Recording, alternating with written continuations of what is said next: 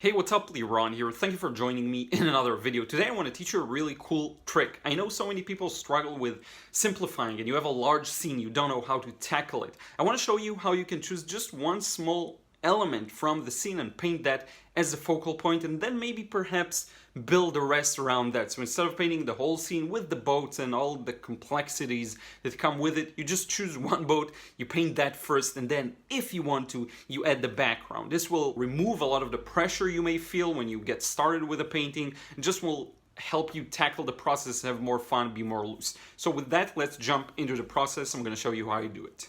So I'm going to start, as always, with the drawing stage. Now, there are a couple of very interesting things happening with this painting, so I will try and cover as much as I can. We'll get started with the drawing. I'm going to talk a lot about the painting stage in just a few moments when we get to it. So first, what you see me do is establish this line of perspective. What I want to figure out is basically where the tip point edge of the boat on the right side connects with the center on the back, and this directional line will help me build the boat's structure all around it. Okay, now I did put a lot of timestamps into this video, and you can actually navigate the bar and see in it what every stage is. So if you want to skip the drawing stage, feel free to. You can see in the bar when the painting starts. I do think it's important. There are a couple of really important things here. So once I established that line, I was able to build the outline of the boat around that, and that's really useful because from here on out it's just about placing everything within those constraints, so to speak. So I'm starting with the hull, with the bottom part here, moving from the back to the front. Here's where the center of the boat is. Remember, that line that I placed indicates the center of the boat. It has to do with perspective, and it's something a little complex. If you don't know how to work in perspective, try and use your observational skills. I do promise to try in the future to cover these more accurate types of perspectives. Now, a major part here is connecting the hull and the bottom of the boat with the shadow underneath it. A lot of the beauty here is going to come from that. Having one even wash and preventing the occurrence of sharp edges there will be huge for getting a balanced look. So essentially on the bottom part of the painting we'll get a lot of shapes blended and blurred together, and on the top we'll get all the details, the windows, the structure of the boat, and these two elements will contrast beautifully. Okay, now for the boats and such, I'm not that worried about getting them perfectly in. I'm not that concerned with, getting the right amount of ropes. That's just the additional details, and those I feel completely free to wing. What I'm more concerned with is the actual structure. So now I'm adding to the back side of the boat that ledge that protrudes outwards, okay? And it's important because there is a transition from light to dark there. And this will help me to place in the actual room, so to speak, or the upper part of the boat. Okay, and I don't know if a boat is the right technical term. You let me know in the comments down below. I'm a painter, not a boat construction. Constructionist. I don't know, I don't build boats. So here's the top part, the front section. It all follows the perspective. The same line we've established, it all follows that same line. So as you can see, the line of the top left part of the structure I just put in conforms to that same perspective. And this is the tricky part. You'll see me fixing it a bit, patching it up, fixing some mistakes. You want to make sure that your parallel lines all converge to the vanishing point. For example, right now the lowermost line does not, and you'll see me fix this right now. I'm going to add that line properly in and get it to conform to that vanishing point on the right. All parallel lines on the right planes converge to the vanishing point on the right, and all parallel lines to the left plane, including the major longest lines of the boat's hull, converge to the vanishing point on the left. Okay, and all of these lines follow. If you can't read the perspective, well, use like an angle. You have these devices that measure angles. Use those. Use whatever means you can to get the angles right. Okay, even if you don't have knowledge, use the grid method to get these things accurately. Okay, don't worry about if you don't know how to use perspective yet. Use whatever means in your disposal to get it right. Okay, it's not cheating. It's fine. Now, by this stage, we've actually achieved most of the hard work. Most of it is done. Now it's all about placing the smaller elements within it. And because we have a framework for that, for example, the left wall of the boat, we can place in the windows very easily. They just follow the direction of that wall. So now I figured all the windows, I need to push them a bit to the left. So I pushed this line to the left. I'm gonna leave the other one right now where it is, but I may push it later on to the left. And for the right plane, the same thing goes. I'm gonna put in those 3 windows parallel to the square I already, to the rectangle I already put there. It's all gonna work together. This is much easier than the previous steps. And this is why you want to make sure you get the initial shape right. I have some mistakes here. My perspective isn't perfect. Some lines are a bit out of line, pun intended, I guess. But it still works. It's not too bad. But ideally, you want to put as much effort as you can on the initial stages and delay that gratification of getting a final drawing done, because you want to get it to be accurate as well. Okay, now I'm throwing in some of the ropes that I put in earlier. I'm adding a few more.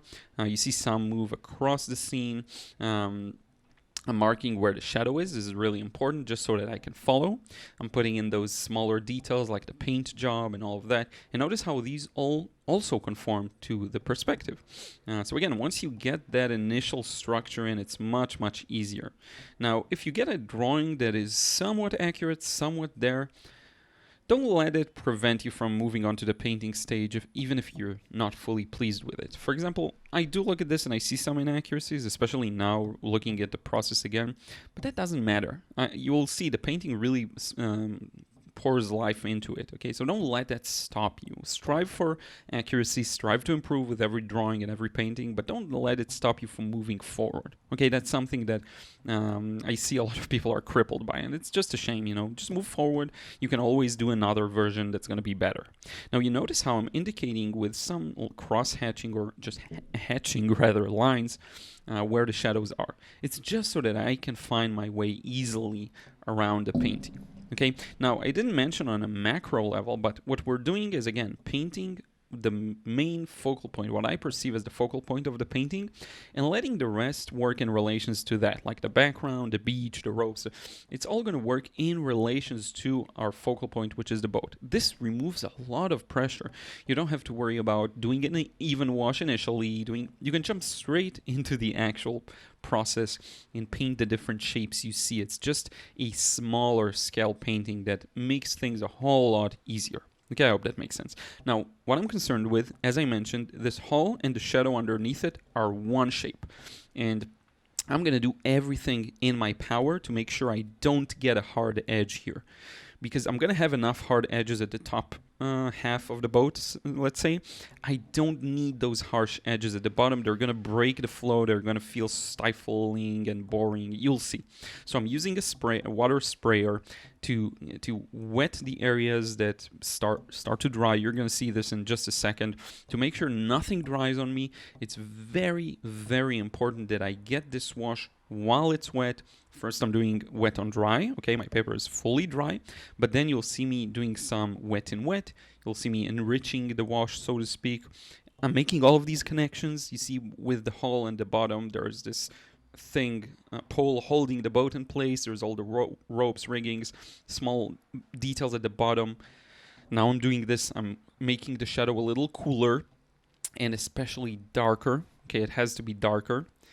All of these things have to happen wet and wet. I cannot afford, and again, I cannot stress this enough, I cannot afford to get any hard edges here, because that's the choice I made. You can do that. You can get hard edges. It's not a mistake, but that's how I wanted to interpret the scene. So I'm going to do everything in my power to avoid hard edges here. Now notice how the shadow has to be a lot darker. So I'm mixing a lot of this French ultramarine. The colors are simple: French ultramarine, Pyro Scarlet, and Nickel Azo Yellow. Okay, and I'm putting it wet and wet. Now this looks very dark. It's gonna dry lighter. My goal here is to mimic and simulate how the human eye works, which means when you look at dark areas, your eye adjusts to it. So it's not gonna be fully dark. The shadows aren't black. You're gonna see within them, and it's a very important thing for me with this painting process in particular to get the shadow to be dark, but not too dark. And you'll see soon when it dries, there is a lot of transparency to it. You can see within it. This was really important for me. Now, there are also a couple of details on the hull of the boat. You get the paint job, the stripes on it. It's very important for me to get these also while it's still wet. Okay, so I'm going to use the spray gun in a moment. You'll see I'm going to re-wet what I have just to make sure I can still work with it and not get a harsh edge. Okay, that's the big challenge really, just to make sure that, and you see it's still a little wet. I remember I used the spray gun, but for some reason I don't see it, so I do remember I used it. That's weird. Maybe I'll use it afterwards, but it's really important for me to do as much as I can, wet and wet. Maybe it's just outside the frame. It's really important for me to do all of these things, wet and wet, make the most out of it, and once it dries, you can't do too much about it, so you just move on to the next stages. See, I hope that makes sense. Now there's a highlight on the front of the edge of the boat, which is why I painted this inner red area to bring out a highlight down the middle. Okay, I hope that makes sense. Some ropes, and again, the background is going to be painted later, and it may be scary. You may be scared to paint over the ropes and the shadows. You will see it's going to work itself out. Okay, I would have been perfectly happy to not have a background here, so it's not really a concern for me. Okay, now I put in this dark brush mark, but still it's wet enough to have it spread out, and that was really what I was after. Now I sprayed a bit. It's just outside of the frame, so sorry you can't see it. I took the spray gun and I just sprayed a bit. Okay, and here we go, putting that line there. It's not fully accurate, but that's about the approximate location of it, and you see how it blends out. I don't get too many hard edges. Okay, it's really important. Again, sorry, I know I sound like a broken record at this point. But the beautiful part is, once we get done, notice we're like 11 minutes into the video and it's a third of the length of the video, and just now we finished the bottom part, which tells you how important it is. Okay, you want to work with the medium, with its qualities. Watercolor is meant to be used with a lot of wet and wet, with a lot of blurry, smooth transitions. You want to make sure you make the most out of it, which is why I put a lot of effort, a lot of time, a lot of focus and concentration in the lower half. And now that we're done with it, we can move on to the top. Now the top is built of multiple fragmented shapes. So we're going to get some more harsh edges, we're going to get some more smaller details, and all of these. So I'm trying to break it down into simpler shapes. So we have the shadows on the front of the boat, on the walls, so to speak. The tops are a little darker because the light comes from mostly from the top and maybe a bit from the back. You get these shadows in the front. So same for the bottom part, also the top part. In terms of color selection, all of that, I'm using the same colors, obviously. But I'm trying to have a nice balance. So with the lower section, I have this strong red, I have these warm colors and this is a really important point. I went with a warm color because look at the boat. The ground that's a little yellowy green, it really reflects back on the bottom part of the boat, making it warm. So that's really important. It's a reflected light. The light reflects, bounces off the floor, hits the boat's bottom part, and it's really important to convey that. Okay, so to balance it out, I go with a little more gray on the top parts. Maybe I'm using a little more of a cooler mixes. You'll see in just a moment. The window panes are going to be blue. What you saw me do now is put in those front windows while it's still wet, because I still want to avoid some of the hard edges. Okay, I want control of the hard edges. So I'm going to get as much as I can wet and wet, and then I'm going to bring out some of the hard edges in a moment. Okay, now I'm putting in the darker value for the wall, and while it's still wet, I'm going to mix some pure French ultramarine and pour that into the same area. And it's one way of doing it that I love, okay? And you see it's going to blend outwards a bit, so you'll still get a nice distinction between the windows and the wall, but it's still going to be mixed together, and I love that effect, okay? And you see the window that's a little closer to us, to the left, I go a little darker there. It's also darker in the reference, okay? And I don't know if I mentioned, but you may recognize the reference photo. I actually painted this. I showed you, I shared the painting here, and I loved it. I had a really good time with the painting, but I can understand why many people will be deterred by the amount of details and the challenge that is the full reference. So, which is why I chose to focus on just one boat. Okay. Now, this shadow I just put in is imaginary. You won't find it in the reference photo. It just helps to bring out the fact that maybe there's a gap between the hull and the front, the top part of the boat. I just wasn't sure how to differentiate the two, so I put a shadow there, which goes to show you you do have some wiggle room. You don't have to go exactly with what you see, and many times it's beneficial to change things around. Feel free to do that. I'm really a big proponent of freedom if you find yourself being stifled and this is the thing that hurts your creation. If you're messy and you're all over the place and you want the realistic result but you kind of don't have patience for it, that's different. In that regard, I will recommend taking your time, focusing a little more, working even a little more deliberately, slowly, accurately. But if you find that you really just want to let go and enjoy it, that's a really good way of doing it. It's one of the things I really put emphasis on in the frustration-free watercolor course. Link is always in the description box below. It's one of those things that if this is the thing that stops you, you really want to go break through that barrier and hit freedom. Then from the place of freedom, you can do a lot of other things, okay? You can become more accurate, you can enjoy the creation process a little more. Now, you saw me putting in the paint details on the left side. It's important for me to get these with strong blues, because there's enough muted colors there, and I did want it to pop a bit, okay? And by the way, notice my interpretation of this stripe on the top of the hull of the boat. It's not black or blue or dark like you see in the reference photo. I went with red because I wanted to use the red. I felt like it would be a better carrier of the focal point. I mean, the water in the background is a muted green, gray, blue. So I wanted to contrast it with some red. I don't remember if that's a choice I made in the first version of the painting I did of the entire scene. I believe I used blue, but I don't remember. I used red on other boats for sure. But in any case, yeah. Now we're really making serious progress here. We're almost ready to tackle the background, and the background is going to be really beneficial. I told you, you don't have to, but if you really want to bring out the shininess of the white of the boat, adding a darker background will really bring that. It's this phenomenon you see in a lot of the darker still life paintings we do. I added the float at the front. But in any case, it's a phenomenon you see in a lot of the still lifes we do. You paint the fruit or vegetables, you leave the highlights, and then when you add a background, it really makes them pop and it puts things in the right context. Same thing goes here. Okay, now one more note on the overall composition of this painting, which is extremely important to focus on the big picture as much as you can. You see me using relatively strong and saturated colors on the boat. You see the strong reds, the strong blues, the strong green at the front. The reason I allow myself to do that is because the background does have quite a lot of colors. It has the blue in the water, the yellow on the beach, and a bit of red and green dispersed throughout the painting. And it is important for me to make sure that the boat pops as a clear focal point. Now, it's not going to be hard because it's huge. It takes up most of the space of the painting, and one way to create a focal point is by size. But still, it is important for me to differentiate it in temperature and in saturation as well, which is why you see me do that. Okay, going with those strong blues, going with those strong reds. I'm going to go with yet a stronger red once this is dry, which is right now.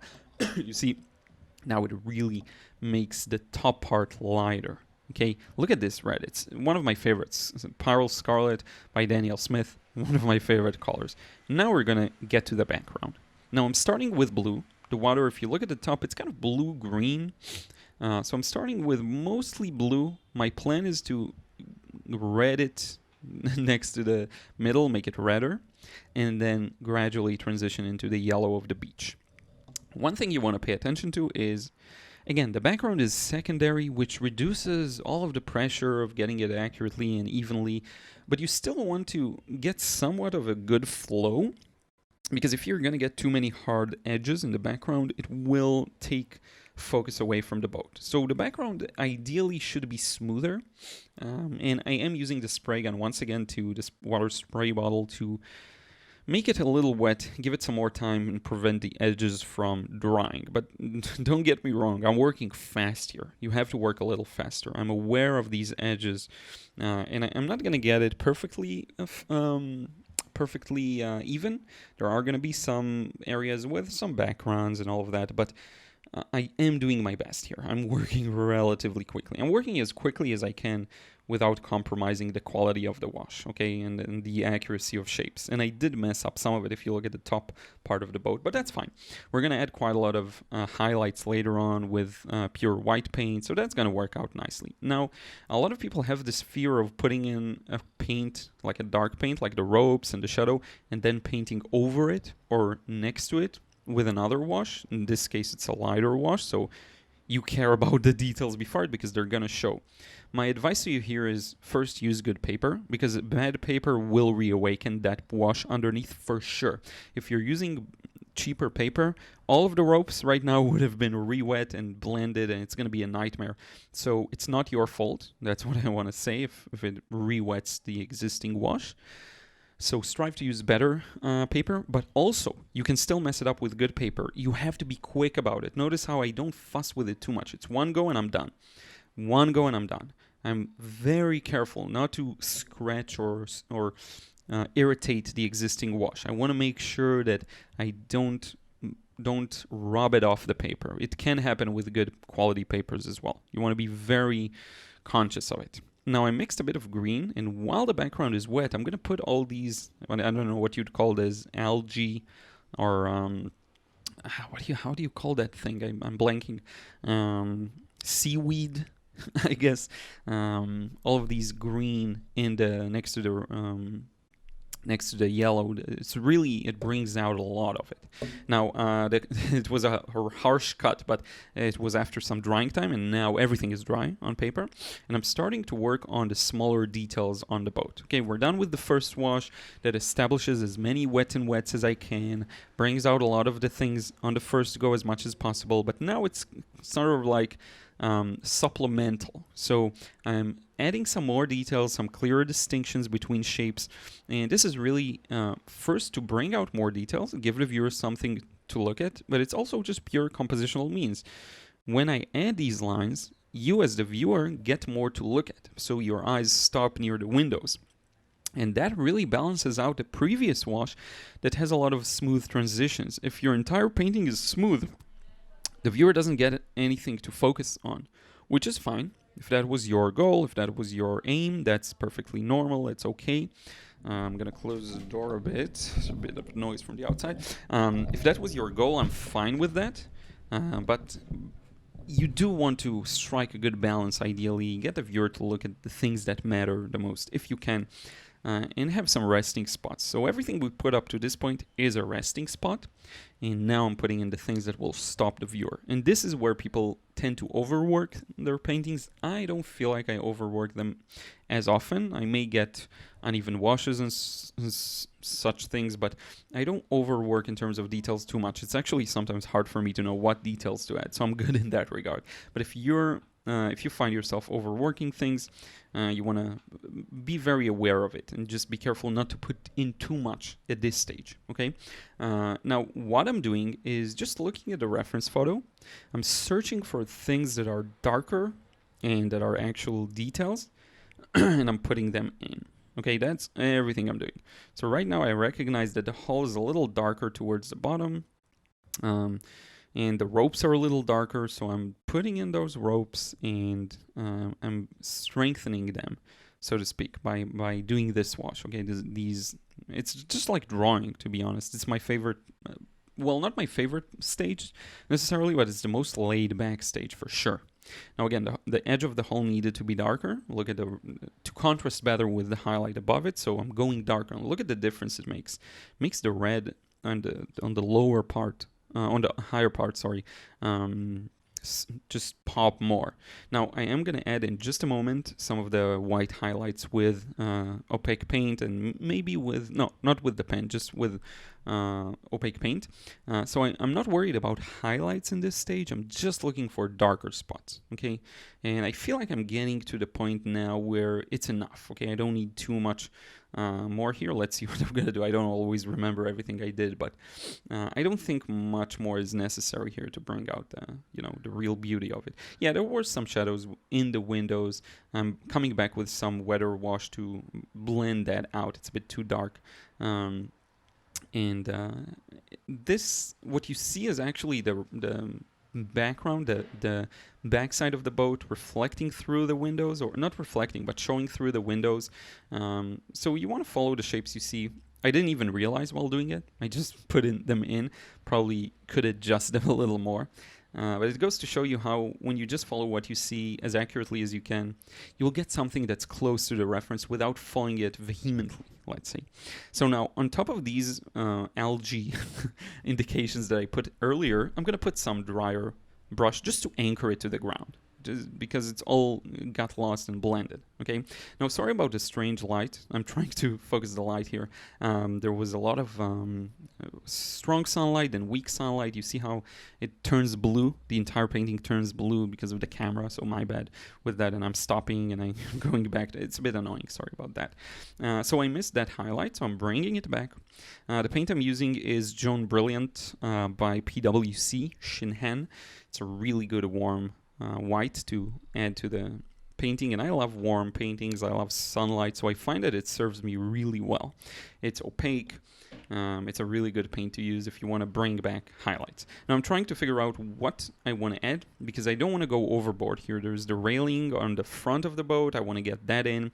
There's the highlights on the edge of the hull I'm getting in now. Notice the sun came out. It turns yellow. The entire video turns yellow. Really, my apologies about that. I should probably invest in a better camera soon too. My camera doesn't know how to handle these things really well. Now I'm adding a bit of a highlight on the top of the windows. This happens because they're beveled outwards, so you get the top part to be a little sunlit. And the rightmost is just a small indication. And if you can't see it in the reference photo right now, as always, I of course add a link below so you can look at the reference photo in full size. And that'll show you all of these small details. It's a bit hard to see in the video, I admit, especially if you're looking at this on an iPad or a phone or a smaller screen. So make sure you look at these things. This is where, again, you don't have to be nervous about getting an even wash, doing wet and wet, getting details in. You can be more laid back and take your time. So take your time. Look at the reference photo, observe it. I suppose that's how oil painters feel throughout the entire painting process, which makes me a little jealous. Let me know if that's your experience, if you paint oils as well. I did try some acrylics, as you know, and it's just, I was taken aback by just how easy it was to be patient and to work slowly. Not to say that the medium itself is necessarily easier. There is a point to be made about that, but still, every medium comes with its own challenges. But still, the fact that you don't have to worry about edges drying and all of that, that was a huge plus for me. On the other hand, you can't get those beautiful smooth transitions as easily. You have to dilute the paint. It's just a big mess. But in any case, let's go back to the process. I'm rambling. So you see the ropes. It's really a nice idea to give this punchy contrast of, okay, within the shadow, you can see the highlight on the ropes. It's kind of cheating reality because I go dark where there isn't a dark background and light where there is. It doesn't make really a lot of sense, but on a compositional level, it does register with the viewer as the ropes, so it does work well. It's, again, cheating reality a bit because the ropes in reality are of identical value, okay? They have a highlight up top, very thin. Again, you can't see all of this, and they're darker in the shadow. But we're kind of cheating. We're going dark where it's light and light where it's dark. That's fine. You know, you can twist reality with painting. That's the whole goal. You can do whatever you want, put whatever interpretation of it you want, and then you enjoy doing it. That's the great freedom of painting, which is why I love it. So yeah, we're almost done. Not too much to add here, really. Sorry about the door slamming. It's a bit windy. Now I'm just taking my time. I'm looking at it. I'm like, do I want to add anything else? Is this close enough to the result I want? And you can go back and forth between, again, I'm going to add some darks. After adding some of the whites, the dark sections reveal themselves where I want to, put in the darks. But in any case, now I'm going to assign this. Very often I'll jump between the highlights and the shadows. A highlight makes a shadow necessary sometimes. I hope that makes sense. But in any case, yeah, now I'm signing this, and we can look at the final result, remove the tape and all of those good stuff. So here we are with the final result, and hopefully that gives you some idea as to how to flesh out a focal point and maybe how to just choose to paint only the focal point and build everything around that and have everything secondary. If you find yourself struggling with tons of details, not knowing what to simplify, what to include, this is a really good trick. Choose one object, focus on that, see what you get out of it, then paint the rest of the environment around that and in relations to that, so to speak, and then you can develop it into a final piece that's even larger and so on. The big issue of the reflected light, I think, is really important here, the warmth from the ground reflecting back on the boat's hull. And yeah, this is it. Now let's wrap it up face to face. So thank you so much for watching. I really appreciate it. I hope you enjoyed this one. And again, there's a lot going on here, even if you just choose to focus on this small part of this scene. But it does give you, perhaps, it makes the purpose of the painting clearer when you know I'm just gonna paint this boat, okay? I hope that makes sense. I hope that helps you out. And if you still haven't checked out my frustration-free watercolor course, if you want to let go, paint looser, enjoy the process more, and get the results you want, get that sense of realism to some extent, you know, it takes time to really build it up, but you are able to get it to some extent rather quickly from what I've seen, from feedback I got. Be sure to check it out in the description box below. As always, if you enjoyed this video, don't forget to drop a like and a comment down below. Let me know. These things help the video reach more people and help more people. Thank you so much. I will talk to you again real soon.